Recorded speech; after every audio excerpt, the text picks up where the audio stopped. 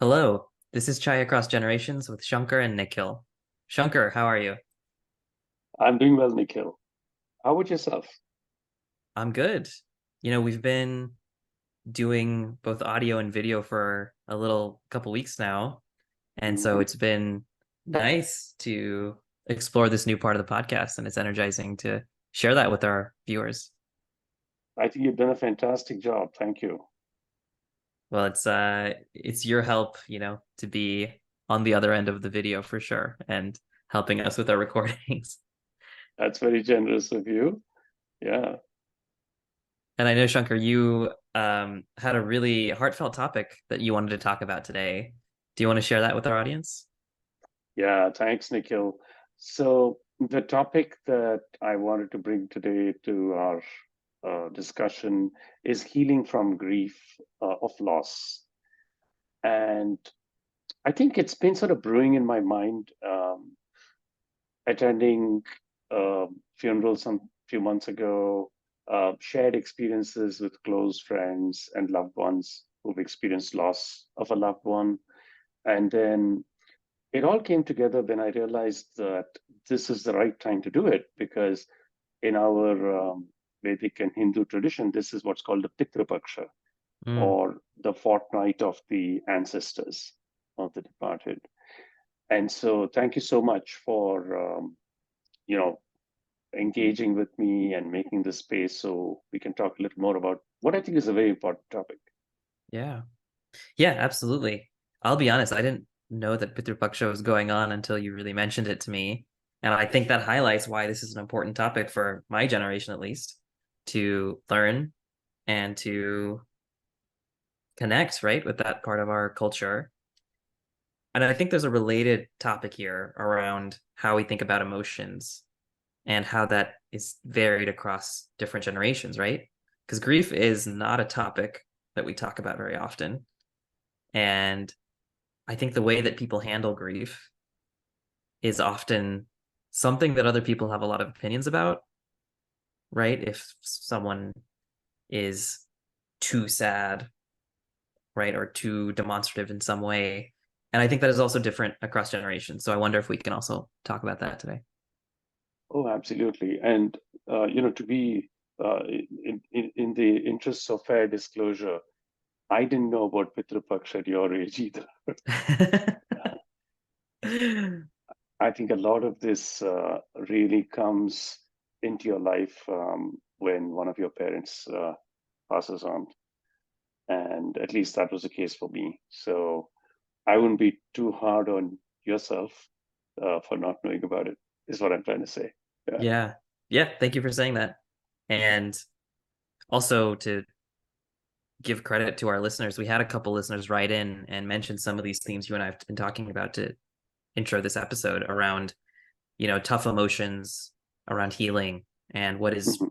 permissible within our community, as well as how different generations view emotions. So thank you to our listeners for getting our minds going, right, and bringing this to the forefront. Absolutely. Right.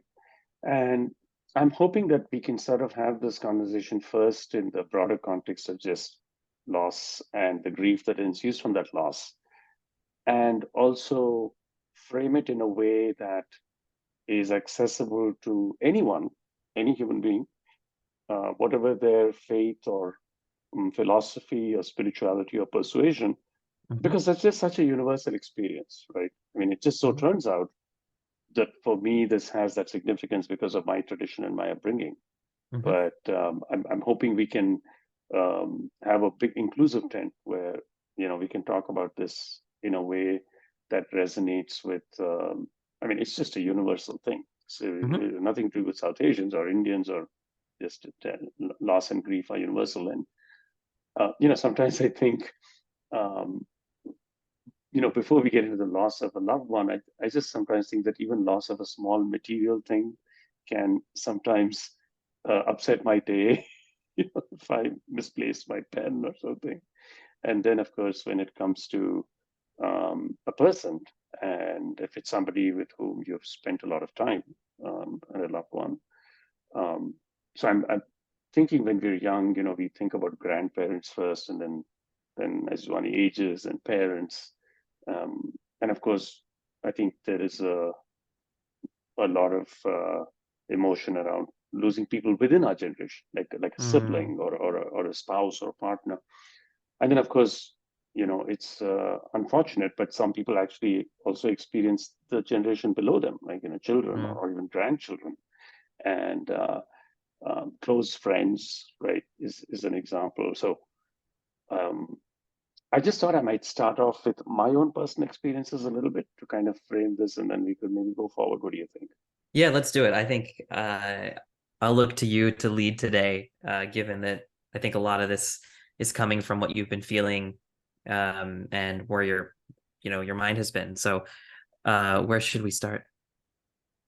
Yeah, so I just thought I would first talk about my own experiences of losing a loved one and then somebody from a family member or a close friend, and then kind of trace that forward to the generic sense of the stages of grief and stuff like that, Mhm. and then place that within sort of the philosophical and spiritual context that has helped me, and then see how others might deal with the same experience.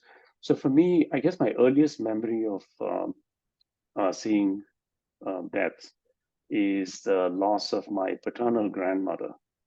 And I was a very young child.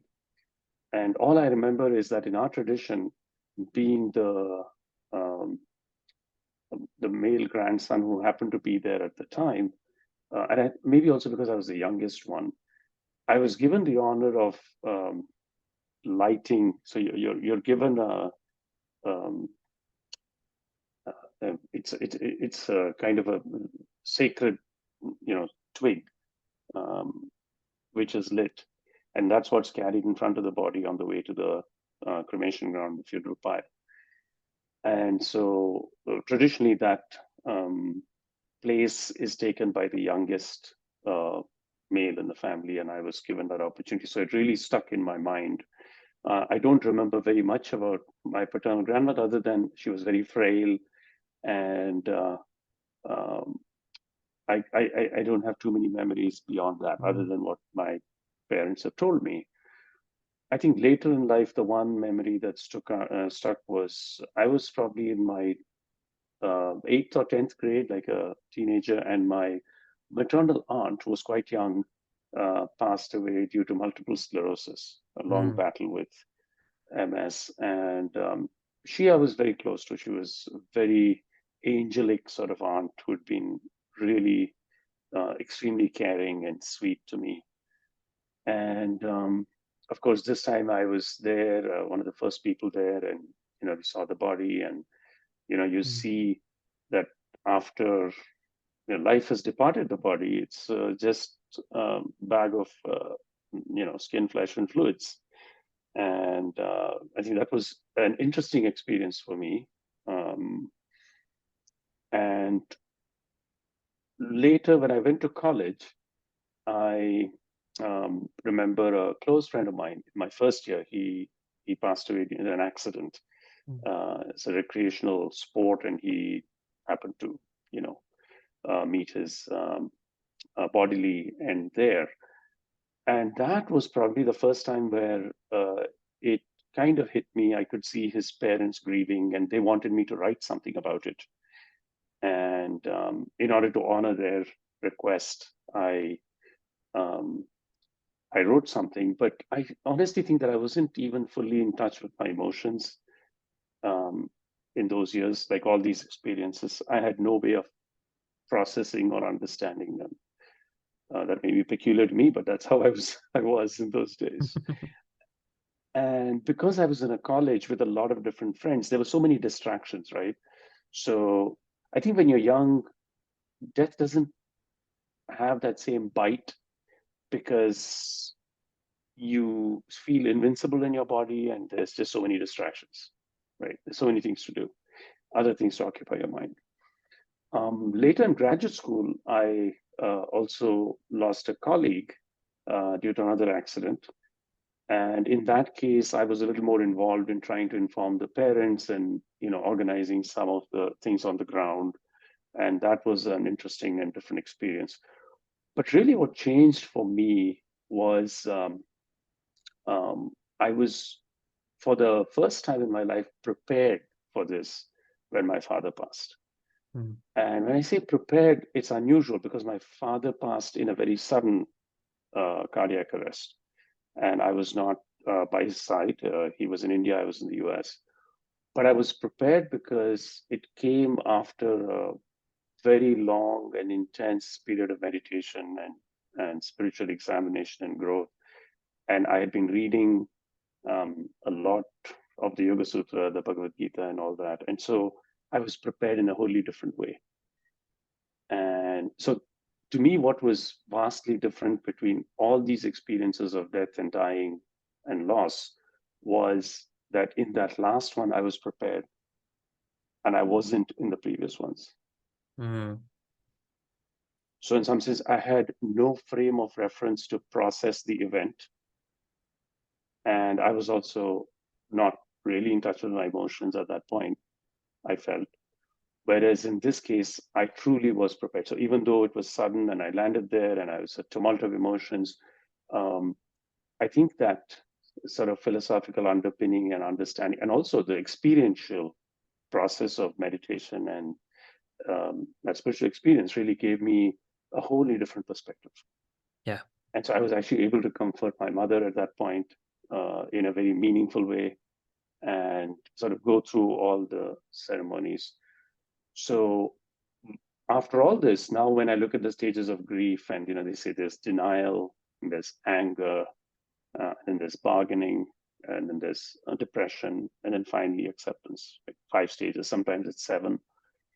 Now, but I think one thing that we emphasize a lot in our culture is the importance of seeing the body. Mm-hmm. And I think where that really helps is it helps with denial. Mm-hmm. Because Yeah. if you don't see the body, then you may still think that this didn't happen, Right. right? But there's a certain finality to seeing, the corpse. And of course, I'm not saying that everyone can handle that. We have to be sensitive to the emotional turbulence that that causes in different minds. But definitely for those who can handle it, I think, at least for me, I felt that it really eliminated the denial stage, right? Right. Eh, and then then one can work through all the other emotions that come after that. But I'm to me, death and dying are very fascinating because it's really our first encounter with sort of the non-physical realm, right? It's the great unknown, or is it? I mean, it depends on how we view it. It's like um, it's I think a great unknown for the vast majority of us. But what gives me a lot of strength is that in our tradition we have the so-called perfected ones or the gurus who don't deny emotion, but they seem to transcend it and rest in deep peace. Mm-hmm. And so that to me is a guiding light, is that how can a human being fully aware of their emotions, fully acknowledging, fully experiencing their emotions, transcend them and rest in peace? Mm. And to me, that is a shining light. It's the guiding light. And so that's why the gurus to me are, and so their philosophy, their way of life, their thinking is truly how shall I put it, empowering Mm-hmm. and sort of telling me that there's something beyond this. That this is and to me, what is special about our tradition, the yoga tradition, the Upanishads, which talk about death, meditation, our own exploration of the mind through meditation, is it's a refreshing journey of self-discovery Right. to experience this oneself. Right? Can one attain that state of peace? Um, and so I'll kind of leave it there. I know there are different philosophies and religions, right? Uh, there's nothing wrong. There's even in India we've had so many philosophies. One says that the material world is everything, so if the body passes, that is the end. And I think I'm not here to quibble with. I think you can believe anything you want, right? You just have to make sure that it's consistent with your empirical observation of life, Right. and and that so. You may believe in an afterlife, you may believe that there is something that's beyond body and mind, or you may choose not to keep it as a belief, but experience it, Mhm. right? And I think that's sort of the inspiring truth from our tradition is don't rely only on secondhand knowledge. Make this your journey to experience it so that you can affirm or testify that what is written is true, right? Mhm. So that's the Yeah. challenge as I see it. So what do you think?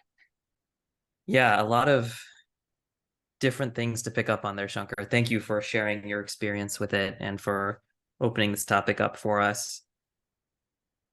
I think the point you made about seeing the body and how that helps with denial is a really interesting one.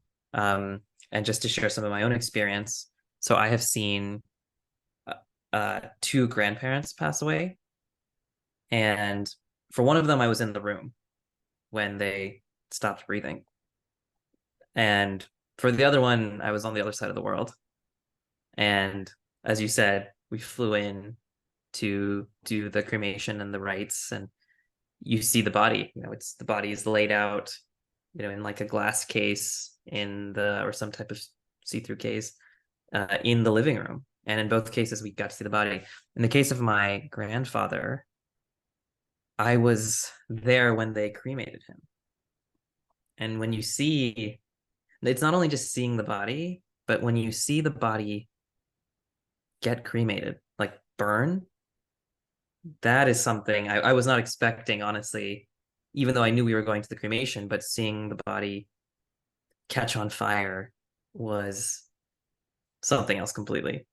Um, and so I think, there's no denial after that. You've seen what happens to the body. I had one other case where I had a mentor of mine who I worked with when I was working with a nonprofit in India years ago. We were close and we would connect every few months. We were working on an alumni newsletter together. An incredible soul, incredible person. He passed away during COVID in India abruptly, suddenly, and that was very difficult for me to come to terms with. One thing I'm reminded of is actually something that Andrew Huberman talks about on his podcast, because in my own journey, trying to make sense of the grief that I felt with the loss of this uh, mentor figure, one thing that he talks about is how you want to honor someone and to move through grief. You actually want to lean into the emotional memories you have with them and celebrate that. But you also want to understand that you are separated from them by space and time. So that means you can no longer go back to them, but what you had gave you so much. And that was really changed my mind a lot and helped me a lot with healing and grief. So to your point, many different cultures will see it different ways, will describe it different ways. You have Dia de los Muertos in Mexico, for Yes. example. In Yeah. Ghana, there's a tradition of fantasy coffins that I read about where they celebrate the coffin of someone who's passed away with either their profession or some hobby or some passion. And it's just another way to honor the dead. So we all have different ways of honoring the dead and making peace with it. But to your point, I want to think about the kind of practical things that we can do as well in order to deal with grief and move forward. Mhm. Yeah. Yeah. Thanks for bringing this up. I was thinking of, the Day of the Dead, Dia de los Muertos. And um, so in some case, cultures, the timing is even uncannily close to Pitru Paksha. Yeah, Right. Right. yeah. There's so Pitru Paksha is now, right? Like end of Right. September through mid-October. Dia de Right. los Muertos, I think, is beginning of November. Yeah. There's another tradition in Poland where they have something similar that is also beginning of November. Right. So I wonder if Yeah. there's something to that, something Right. tied to the calendar. The autumn. Yeah. And I, think of archetypes, um, and that across the world, the same sort of intimation. What I find fascinating is that in our tradition, the the devotion that we've so we call it Shraddha Paksha. It's a time of devotion. Mm, That is often the first way that we um, intuit the divine, if you will, right? Um, because if you think of it, I mean, this is a law, right? I mean, we don't get up in the morning and say, is gravity working today? Hmm. Right? You put your foot out and see if your foot drops. Yeah. But the truth of the matter is, this comes in the Bhagavad Gita, like the moment you're born, death is inevitable, Hmm. right? But again, we don't think about this law, right? Mm. That Mm. everything that is born must die, right? And yet, I think what I find very inspiring in our tradition is what dies. It's only the body that dies, right? Hmm. And in fact, in our thing, it just goes back to the five elements, is how we say, right? Right. He and so there is the understanding that the mind is distinct from the body, and there's something beyond the body and the mind, because we say my mind in a Right. possessive sense as an object. And so to me that really brings up this instance where we rub up against our very notion of reality that we perceive through the senses and the mind, and it opens up this big question, right? So where do people go after this? What happens to us after we encounter the dropping of the body? And of course, our tradition has a very clear philosophical explanation of that, um, and which can be experienced also through the sort of methods that are given. But I think it's a good point also to shift to the idea that you said as to how do we honor it, and then also, what are the emotions that come up? Like there's practical Right. side also, right? Yeah. So in our tradition, the 16 days in the dark fortnight, so the moon is waning all the way to no moon day, which is the Mahalya Amavasya. Um, every day, one is supposed to actually make offerings of water and sesame, black sesame seeds to the ancestors. Mm. And um, there's a very particular, so, you have a lineage on your paternal side, so which involves the first person who has departed, their father and their father. So there's three generations that we honor, and then we honor three similarly on the maternal side, right? Mm. And the nice thing about this particular fortnight is we also honor others who are departed who may not have someone to do this for them.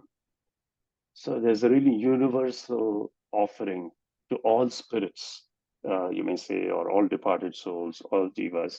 They may be uncles or friends, or anyone you can remember. So that's a special part of this fortnight, is everyone is honored. And the idea is that uh, in our tradition, that the departed come down to earth to receive these offerings and bless you. Hmm.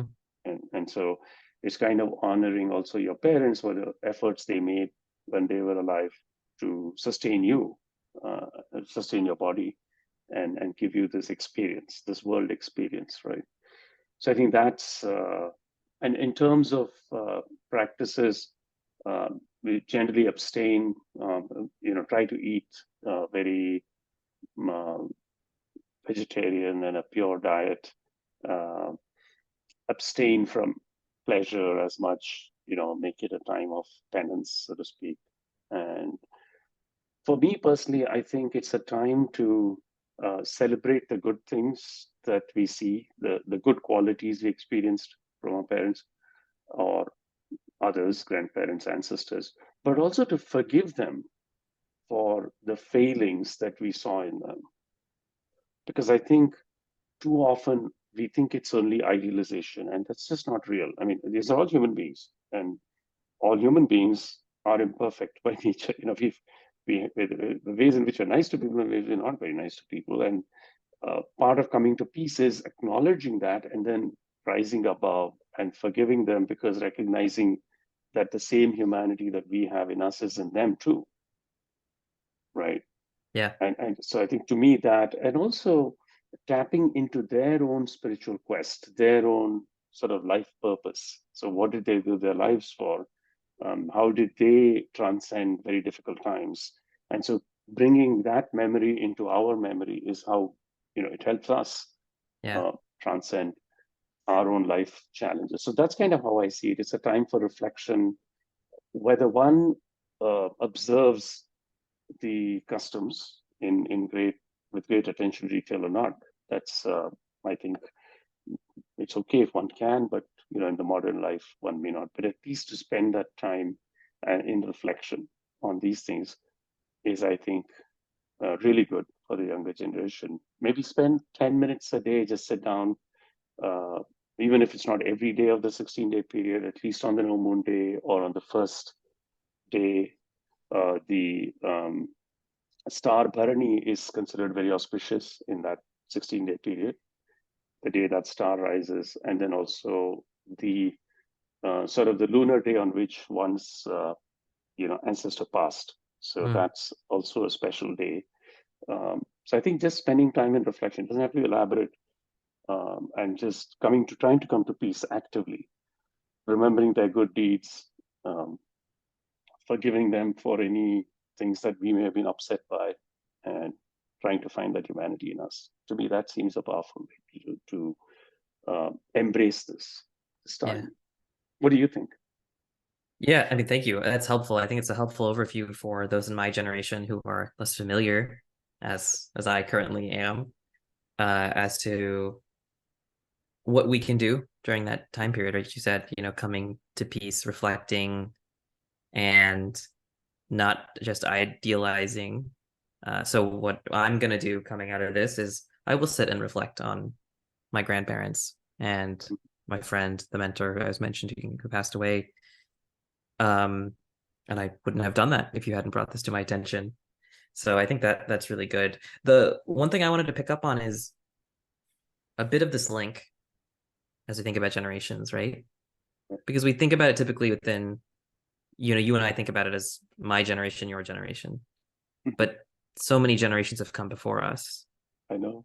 And so what is the real link between us and them? And I was Ah, uh, watching a video by Sadhguru, mhm, who is a spiritual leader, and he was talking about Pitru Paksha. And mhm, he said a couple of really interesting things. He said, these are a couple of quotes that I wrote down from what he said. The people who came before you are living with you. They're kind of within you. Um, but you can't live too strongly with those within you. Otherwise, the dead will try to live through you. mhm, So I think this balance of you don't want to not think about past generations at all, but you mhm. also don't want to think exclusively about them or think about them to the point where you are no longer your individual self. Right. And I think straddling that balance, straddling that line is difficult, Mhm, right? mhm. And I wonder if that's where overcoming loss, overcoming grief, and the emotions around it also come into play a bit, right? Because we're trying to find that balance between what do you do? How do you honor your parents or grandparents who passed between those Right. two ends? Exactly. So at least for me, the way I see it is you're the n+1 iteration Mm.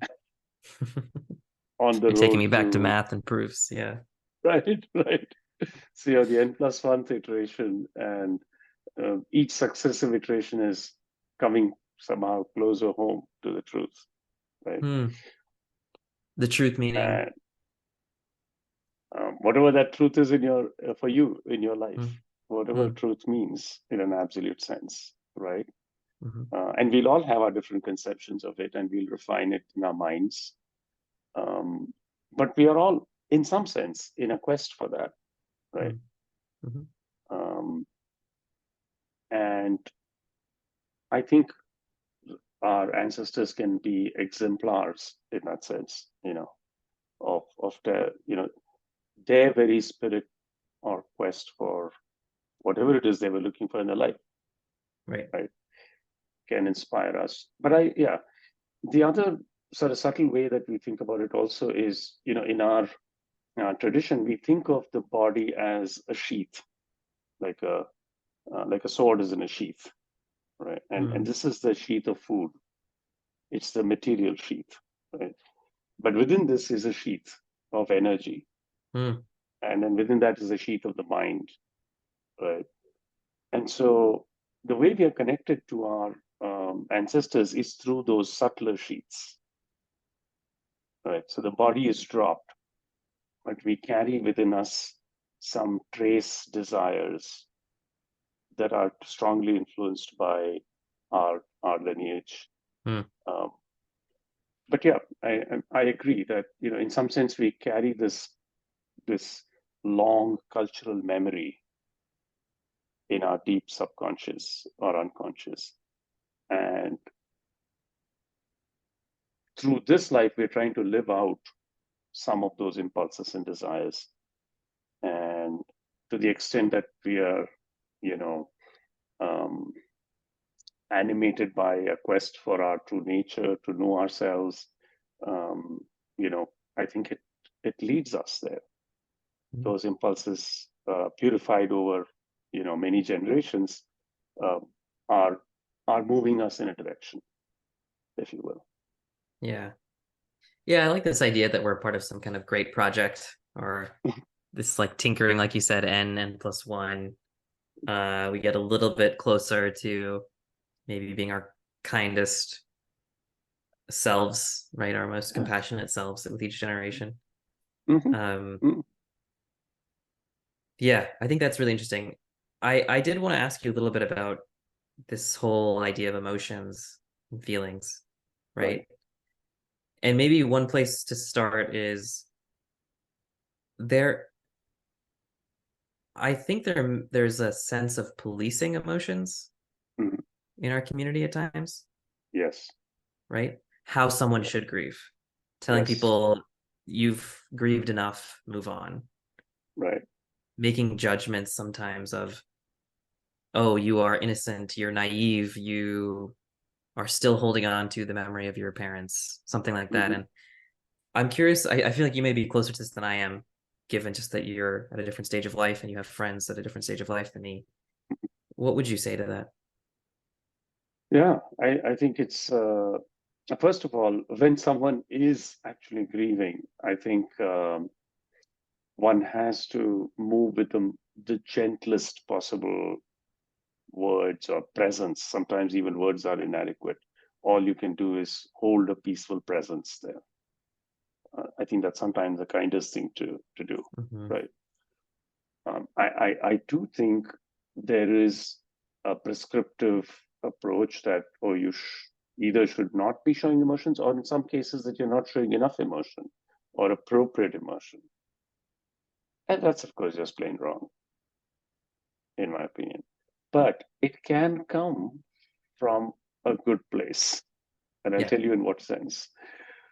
So I mentioned earlier about, the great gurus, the perfected ones, who are able to experience emotion but transcend it and maintain a deep inner peace, right? They're not suppressing their emotions, actually, but ignorant people think they are. And they try to force fit that model, Mm. because the greatest wisdom in our tradition is to be equanimous in the face of great sorrow, right? Mm. But it's not to suppress it.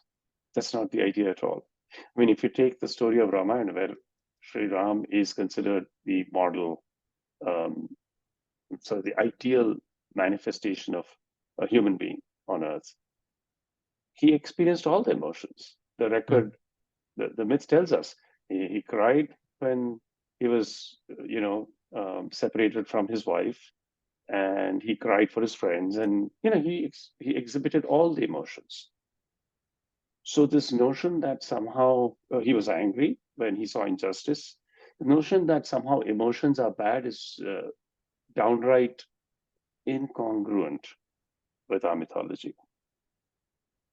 Mm. As a human being, we are going to face emotion. The question is, where does that lead us, right?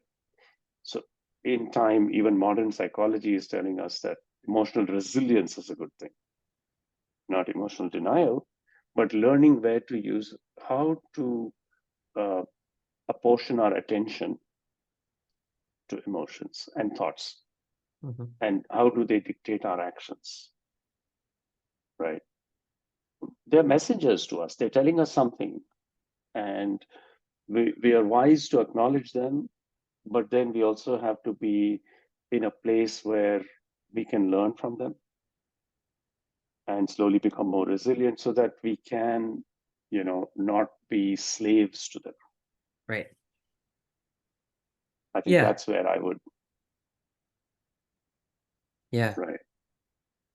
I think if I think about individuals and community, Mhm. we have to we have to think about what emotions are permissible, right? And I think for ourselves, I think we need to maybe let ourselves off the hook a little bit in terms of feeling through emotions and grief. And I think this is maybe generationally a little bit different, where Right. I think emotions can be seen as weakness to older generations. And I think that is less the case in my generation, and probably less the case in the generation after mine. I think we get a little bit more comfortable in this day and age around emotions.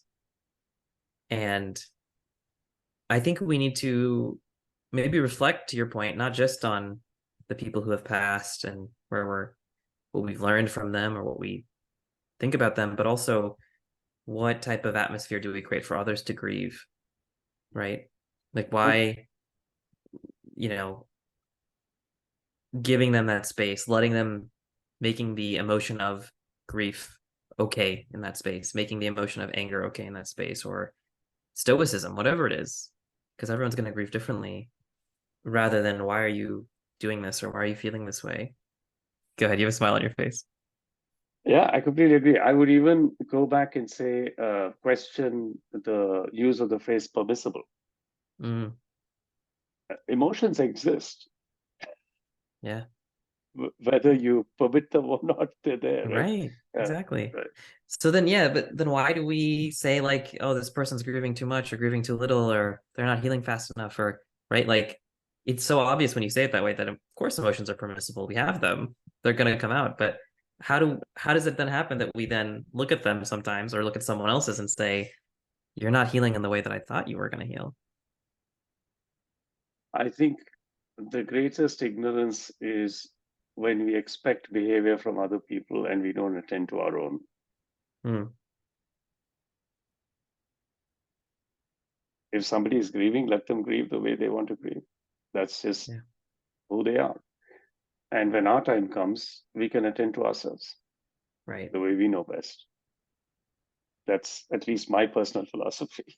Yeah. I agree. I agree. Yeah. Yeah, I think and maybe we can role model this, right? If Yeah. anyone is in a space where others are being less generous with their grieving, Right.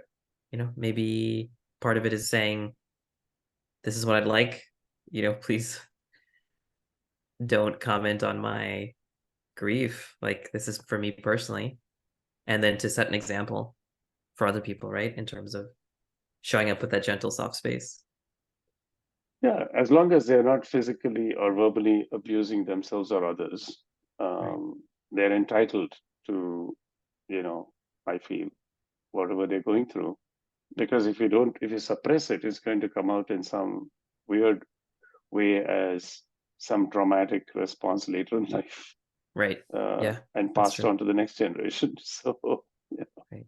yeah, yeah. And I do think that actually being very calm may have the positive effect of bringing them a little down because eventually they'll get exhausted. Emotion is exhausting. You can't sustain it forever.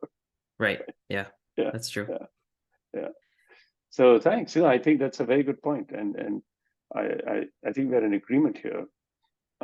But it's difficult, right? Because grief comes and goes, and Yeah. sometimes there is like they seem to be unfinished conversations, Mhm. and there's a desire to reconnect, and there's all that gamut of emotions that people experience. I personally have not. I've had zero desire to. I've never felt any unfinished conversation with anyone in my life. Really? Yes, dead or alive. Wow. Yeah. That's amazing. Yes. And you think that's true right now as we speak? Yeah. Wow. How do you do it? There's nothing more to say. right? If something happens, we can talk about it, sure. Okay. But I mean, I mm, that's just a. I don't think many people would say that. I don't know if I don't know how many people on the planet would say that if you ask them, "Do you feel there was unfinished conversation with anyone dead or alive?" You know. So I think it's kind of remarkable. yeah, thanks. I there was one time when I told my father, and I'm glad I had that conversation before he passed, where I said, "I really think you've done everything you needed to do by me, so we're done here. Thanks. Wow. Okay. Very practical. I Everything else is think. superfluous." Okay, Yeah. yeah, I think in my case, this mentor that I was mentioning, right. I do feel like there's an unfinished conversation, Oh, okay. right? Tell me more about It, that. mainly because I didn't get to say goodbye. It happened so suddenly, and we had worked together on like a quarterly newsletter for this nonprofit, but we weren't really connecting much deeper. It was kind of we always thought we had more time, right? Oh, I'll catch up with them. He's in India, so I'll catch up with them in 6 months, in a year, and then they're gone, and you don't have that Right, opportunity anymore. So maybe I wish I could tell him what a big impact he had on me, right, and how he's a role model to me in so many ways.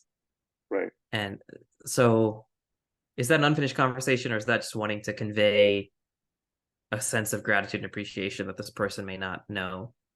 Mhm. Um, that's maybe the unfinished piece in this case. Thanks. I can see how that might arise. Um, but on the other hand, uh, in your quiet space and time, you could wholeheartedly offer that gratitude in your Yes. mind, right? Right. Yeah.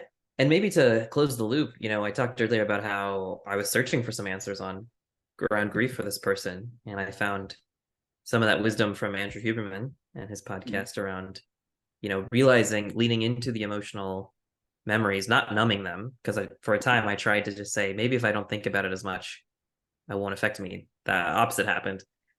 Instead, what I did was, you know, I wrote a letter to him essentially, and I Beautiful. said, kind of thanking him and leaning Yeah. into those emotional memories I had, but then also Right. acknowledging in that letter, or I acknowledged we're separated now by space and time, and I Yeah. I can't access being around you anymore. But Right. thank you for all of this, and so that gave me a little bit of peace. Right. So I guess I Yeah. did finish the conversation, maybe just Yeah. posthumously, right, for this person. That's beautiful. And I think, in some sense, that may be the essence of our Pitru Paksha, um, observance itself, Yeah, right? In a more metaphorical sense, right. it's an offering you made Yeah, of gratitude, yeah, right? yeah. Anything else on your mind? And if not, I think it's good to maybe chat about some recommendations for the different generations around it. Oh, absolutely. I think that would be a great idea. If Yeah, why don't we jump into that, Sure. Okay, so right? I'm thinking about it in a couple ways. One is, Mhm, what recommendations do you have for the younger generation for whom mhm. they may just be discovering this, like me, Exhibit Right, A? right, Uh, right. and then two, what recommendations might we have for people who are grieving and trying to find some space to grieve in their lives, or under the scrutiny of, what society might think of them? Right, right. So the first one that I would say is, confronting death is a tremendous opportunity to learn about ourselves and to learn about life itself, right? I was listening to a podcast by this guy, I believe his name is Frank Otoseski, and he talks about witnessing 1,000 deaths in a Zen hospice. Hmm. Okay. I don't think one has to do something that extreme. I mean, it just turned out to be his path to experiencing it. But um, it's a really good podcast. I mean, he has some very interesting things to say. The gamut of emotions, forgiveness, lack of forgiveness, and all that stuff at this critical time. But I would recommend that take take this as an opportunity to dig into your very understanding of reality, your philosophy, your spirituality, your religion, whatever it is. Mm. Uh, In my tradition, there is a very beautiful Upanishad called the Kathopanishad. The frame story there is a young boy goes to death personified and asks death, where do men go after this? And I can't think of a more beautiful story, Mm. right? Because that's something that many of us might like the answers to, right? And so to Hmm. kind of put that into a story.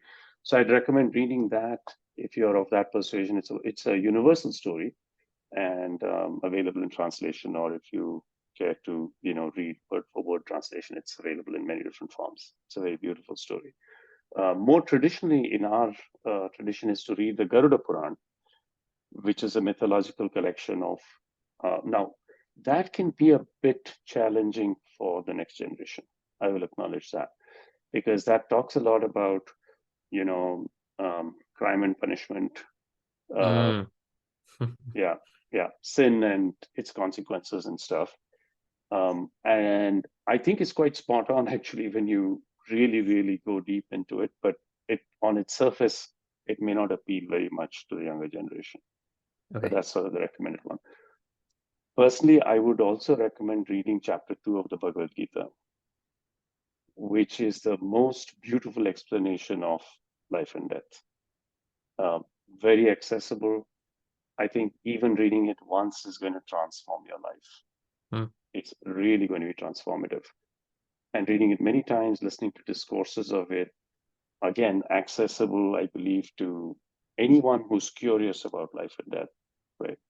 And finally, there is a piece in the Chandogya Upanishad which talks about, I'll have to dig out the exact, chapter, canto, but it talks about what happens at the time of departure, as they Mm. call it. And again, so I mean, what is beautiful about this is that um, these are, it's not a place of fear. Fear is just of the unknown, right? The other thing we always assume is that the person, so called, who is departing is going to some horrible place, whereas we have no clue. They may be going to a more fantastic place. So grief may be completely misplaced, right? What if we're the ones who should be grieved Mhm. for by Right. those departed? So we really have to question these things, right? I think we Yeah. should. People should, right? I mean, you don't know. So go find out, is what I would say for the really curious. For the others, emotions wise, yes, you have to find some way of working through emotion, um, whether it be, music, whether it be journaling, whether it be crafting nice memories, writing a letter you wrote was very beautiful, um, setting aside a time to walk in nature, but kind of limiting that, that time, so it doesn't spill too much, so grief doesn't overwhelm one into one's life. Right? So there's a little balance there, and I really trying to see emotions as messengers who are not always reliable of what's going on inside, but but um, eh, using them to actually spark our curiosity about who Yeah. we are, right? And maybe seek out help from wherever you think wisdom lies, right? It can be the start of a journey, right? Hmm. Of a lifelong journey, and it could transform something that seems very dark and difficult into something actually quite uplifting and healing, right? So Right. that's kind of where I would what I would share. And what do you think? Yeah, all great ideas, and I may steal some of them for myself. For me, on the first topic, what can the younger generation do? My generation, I think a couple things that I am going to do coming out of this. One is to sit in reflection, maybe take a few minutes each day, 5 or 10 minutes each day, to think about, you know, the ancestors that I spoke about, grandparents and great grandparents, and other folks who have passed who mean a lot to me. And then two, I want to ask my parents about it, right? Like, I think this generation is a lot closer to the hearts and minds of your generation and the generation above you. because more time has passed. You know, more people probably have passed than I do. So why not get curious and maybe ask that generation, what this time is like for them? What reflections are they having at this time? And then in terms of any recommendations for folks who are going through grief and healing, I co-sign your idea of finding some way to start to process it or to continue to process it. And for me, that was journaling and writing a letter. That ended up being a bit of a breakthrough. I listened to podcasts about it that really helped me as well. But find something you can do for yourself and with yourself. And then second to that, try to find one person, just one person you can talk to about it. Even if the community or a broader group is not as accepting or thinks you're going too slow or whatever it might be, which hopefully we as a society can also change. Uh, just finding that one person you can talk to or message with or whatever it might be. And I hope that we can do that. It's often just being heard by one person makes a world of difference. That's a fantastic point, Nikhil. So for one thing, I think that, like, shared burden, right? When you share something, it lightens on you, and it also gives you another perspective. Mm-hmm. And sometimes when you hear the other person's story, it may completely transform your perspective also. So I cannot recommend that more, as yes, sharing with a close, trusted friend can be very powerful. Yeah. Right. Yeah. Yeah. And more traditionally, prayer, meditation uh, are all good if one is so inclined, right? Definitely, those have their own charge and power to those who are so inclined. But finally, I guess to not feel bad about your grief. I mean, it's Yes. bad enough that you feel grief, but you don't have to feel bad that you're grieving. Yeah. It's a heavy weight. It can be a very heavy weight. It can be a very long-term weight. It may secrete itself in places and come back at various times. But for me, at least, listening to uplifting discourses that talk about the reality, that talk about our true nature, has been a balm and a savior in our darkest moments. Right. Yeah, Yeah. great point. Your point about meta emotions, emotions about emotions. I feel bad that I feel grief. I feel upset that I'm not over it. That type of stuff Right. can be really tough. And like you said, to just lowering the bar on our process, right? Our process to through grief. It's not gonna be linear, probably, right? You might feel really good one day and then not so good the next day, and then wonder, like I think we have to give ourselves that grace. Ultimately, over time, you will be moving forward, you will persevere and overcome the grief, Right. but the journey will be probably long and windy, Yeah. and try to find some ways to process it on your own, process it with someone else. And if you do those things consistently over time, I think the grief will start to fade. Yeah. No preset timelines. I totally agree with that. Yeah, yeah, Yeah. absolutely. Wonderful, Wonderful. Nikhil. I think you gave us a lot to think about. So there's a lot to learn from the younger generation. Yeah, I've always felt that. yeah, and thank you Yeah. for opening my eyes to some of this as well.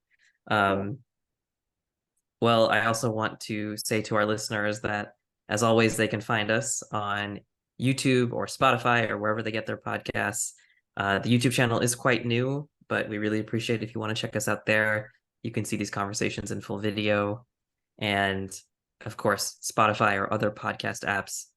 We'd greatly appreciate if you subscribe or give us a like.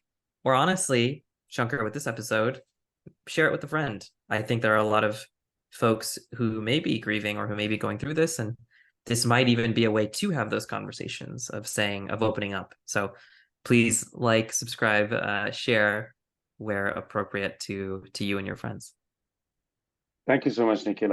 I do agree. The intent of our putting this out there is to help and to start that conversation, start the healing process, maybe help the healing process. And so we'll see us on our Instagram page, Chai Cross Generations, or email us if you have some thoughts about this at chaicrossgenerations@gmail.com. And Nikhil is, of course, doing this fantastic video production on YouTube that gives you both the full audiovisual experience. So See you all next time. Thanks, everyone. Bye.